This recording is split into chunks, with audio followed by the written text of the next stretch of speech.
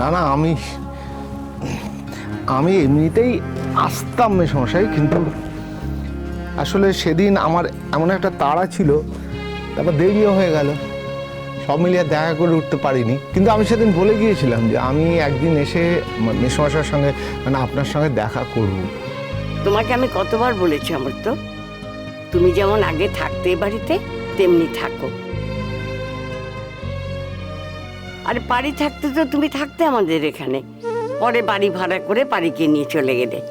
কিন্তু ভূমি তো তোমাদের আবার নিয়ে এসেছি, এখানেই থাকো না অমৃত। এবারই সবাই তোমাকে চায়, তুমি থাকলে সবারই ভালো লাগবে। বাড়ির মানুষটা যে একেবারে ধুয়ে মুছে নিশ্চিহ্ন হয়ে যায়নি, সেটা হয়তো তোমাকে দেখলে সকলেরই মনে হবে। সেটা তোমার পক্ষে থাকা কি একেবারেই অসম্ভব? এখানেই অন্য মানুষের সঙ্গে আপনার তফাৎ মেসমশাই। আপনি এমন একজন মানুষ যে অন্য মানুষের সুবিধে অসুবিধেগুলো আপনি নিজের মতো করে আন্দাজ করে নিতে পারেন। না, আপনি কি আমায় আদেশ করছেন যে আমি এখানে থাকবো? না, আপনি যদি আমায় আদেশ করেন তাহলে আমি থাকবো এখানে।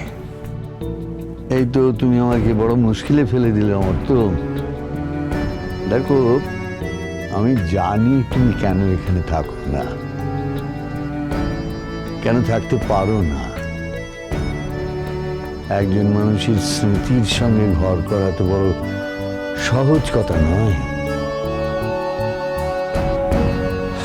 আমি এখানে আসি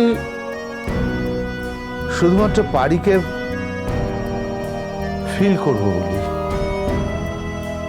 না না, তার মানে এটা নয় যে আমি এখানে না এলে আমাকে মানে আমার বাড়ির কথা মনে পড়ে না। বাড়ি সবসময় আমার মন জুড়ে থাকে মেসমশাই। তবু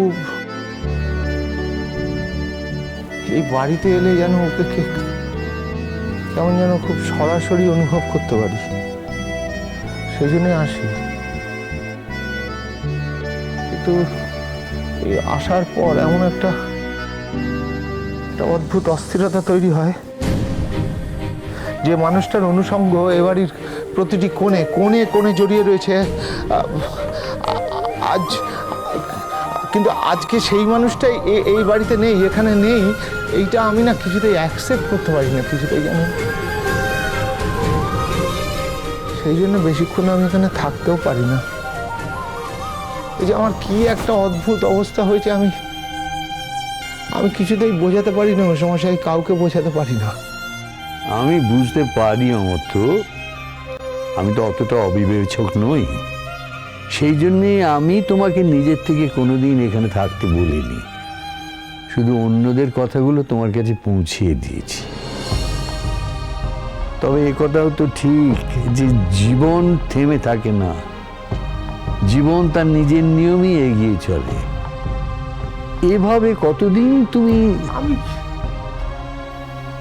আমি কি করবো মেসমশাই? দেখুন, মাসিমা জানেন, আমরা অনেকেই জানি, অনেকদিন আগে থেকেই জানতাম যে বাড়ি বেশি দিন বাঁচবে না। কিন্তু আমি এই সব কিছু, এই সমস্ত জেনেই আমি বাড়িকে বিয়ে করেছি। কিন্তু এ তো বাড়ির তেমন চলে যাওয়া নয়, তেমন চলে যাওয়া নয়। বাড়ির জীবনটা যদি মানে ওই যেটা বললাম, এই নিয়মে যদি বাড়ির জীবনটা শেষ হয়ে যেত না মেসমশাই, তাহলে আমার কিছু বলার থাকতো না। কিন্তু আসলে তো আমি বাড়িকে রক্ষা করতে পারিনি, তাই না মাসিমা বলুন? আমি তো বাড়িকে রক্ষা করতে পারিনি। আমি সেটা কখনো কোনো মতেই কোনো মুহূর্তে এক মুহূর্তের জন্য আমি সেটা ভুলতে পারি না মেসমশাই, এক মুহূর্তের জন্য না। কি বলি বলো তো তোমাকে? এতে তো প্রবোধ দেবার মতন কিছু নেই, আর তোমার কষ্ট নিরাময় করার ক্ষমতাও আমার নেই। একটাই শুধু কথা তোমাকে বলতে পারি যে একটা অযথা অপরাধের বোধ থেকে জীবনকে স্তব্ধ করে দিও না, জীবনের গতি রুদ্ধ করে দিও না। তুমি তো কাজের মানুষ অমর্ত্য।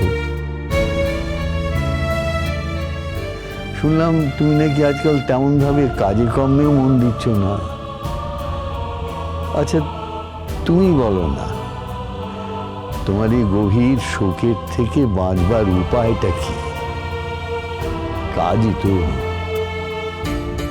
কাজই তো আমাদের মুক্তি, নাকি?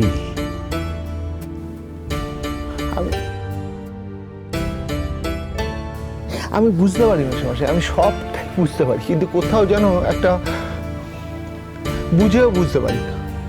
আমি যখন রাস্তায় ঘুরি, বাড়িকেই খুঁজি, তারপর খুঁজতে খুঁজতে খুঁজতে খুঁজতে না পেয়ে একসময় টায়ার্ড হয়ে বাড়ি ফিরে আসি। তখন বাড়ি ফিরে আমার মনে হয় যে না না, বাড়িতে থেকে কোনো লাভ নেই, বাড়িকে খুঁজতে হবে, রাস্তাটাই ভালো ছিল।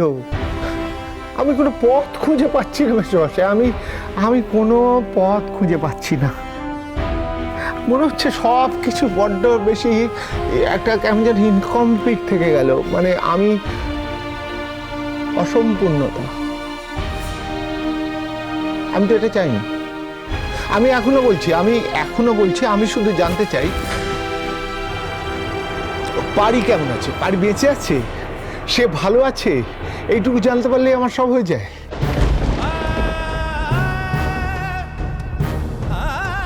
এ তুমি কি বলছো অমর্ত্য? বাড়ির যদি কোনো খবর পাও তাহলে সেই তো তোমার কাছে ফিরে আসতে পারে। এই খবরটার জন্যই তো আমরা অপেক্ষা করে আছি। চারদিকে কত খোঁজ করলাম, কোথাও তো হদিশ মিলল না। মেয়েটা যেন কোথায় উবে গেল। আমার কি মনে হয় জানো অমর্ত্য, একদিন দেখো অলৌকিকভাবে বাড়ি ফিরে আসবে আমাদের কাছে। দেখো আসবেই ফিরে। হ্যাঁ, আমি শুধু এইটুকুই জানতে চাই যে পারি আছে, কোথাও আছে, সেখানে ভালো আছে, খুব ভালো আছে। সে যদি ফিরে আসতে না চায় আমি তাকে জোরও করব না, শুধু আমি এইটুকুই জানতে চাই যে আমার পারি বেঁচে আছে, সে ভালো আছে।